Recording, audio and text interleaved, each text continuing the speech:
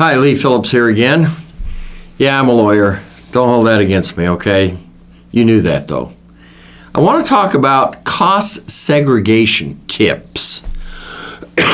You're depreciating your real estate, and if it's commercial, it's 39 years. If it's residential, it's 27 and a half years. How can we get more bang for our buck, so to speak?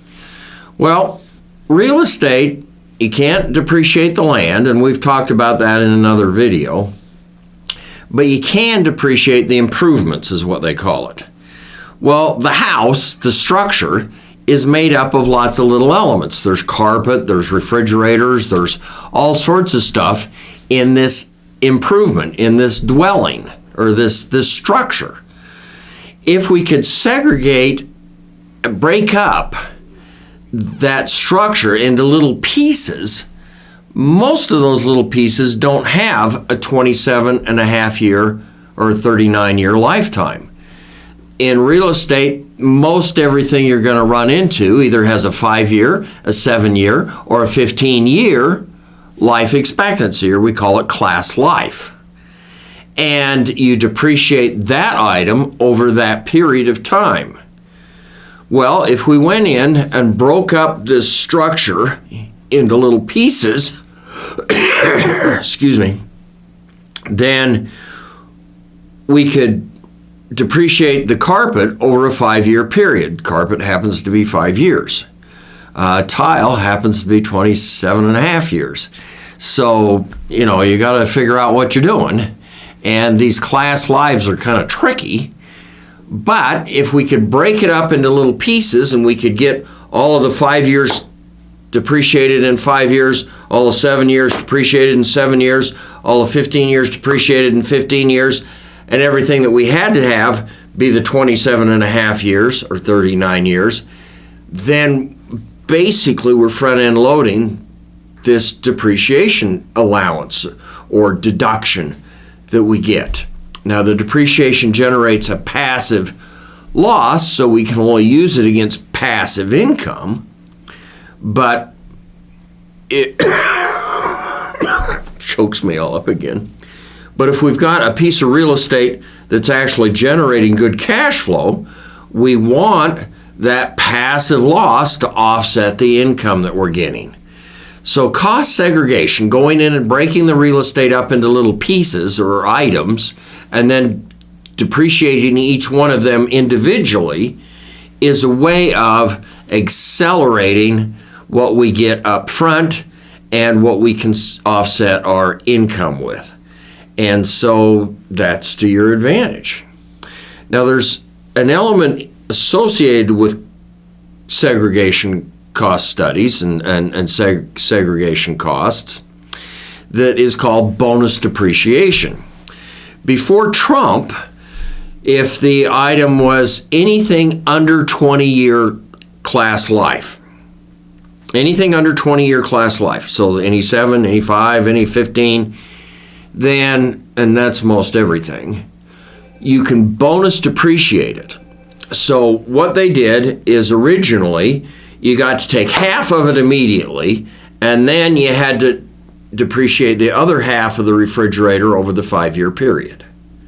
So you got a big bang up front, and then you depreciated the rest of it, the other half, over the class life of this thing. The carpet, the refrigerator, the HVAC system, whatever it is.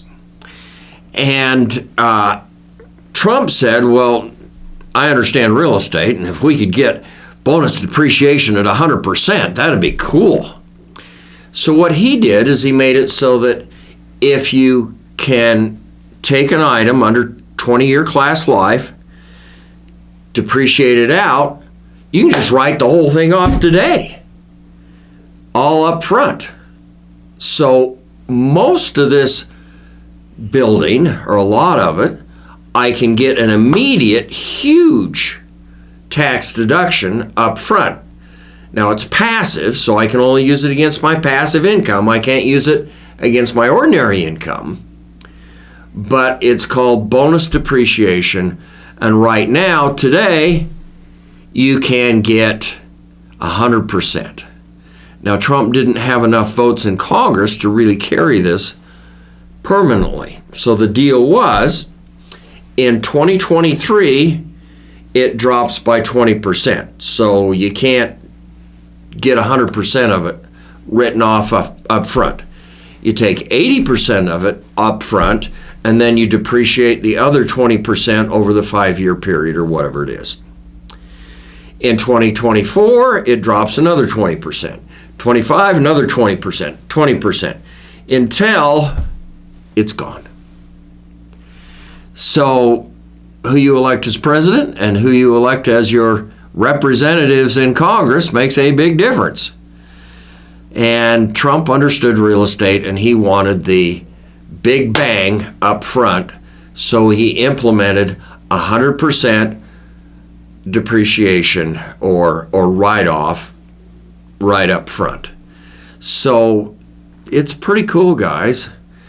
Do you want to do a cost segregation study?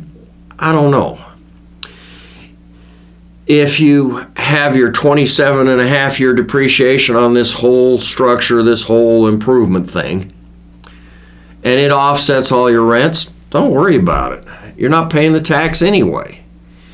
If you've got a really good cash flow and you are getting a lot of stuff, a lot of money, and your 27.5-year or 39-year depreciation isn't giving you a zero tax today, then maybe we ought to accelerate some of it and get this cost segregation study. I call it a study because usually you have a professional come in, and it's usually $2,000 or $3,000, and they take everything in the building and segregate value to it and say this is a 5-year life, 10-year life, 15, 7, whatever it is.